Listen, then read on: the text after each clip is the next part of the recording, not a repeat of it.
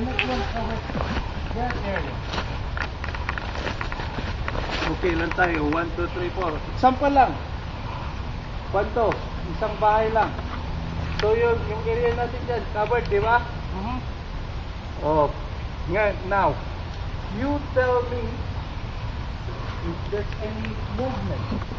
Like, okay, we are looking at the wall. Any movement. Now, you report to me. That would be movement. Now, let's say,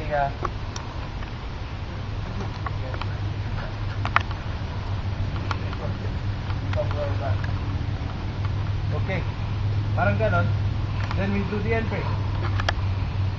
Situation ng adjustment dito. Kung nandito tayo sa side na to, long side only, ang pasok ko kanan. Right? Ganun pa rin, tayo pa rin yung kaliwa. Saka pa rin yung kaliwa? Oo.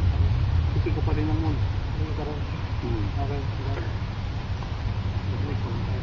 So, tapat na lang kita kasi malayo sa akin.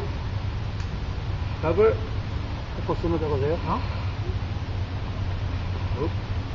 Cover nyo ngayon yung likod niya. Tapos kayo ngayon ang mata namin dito.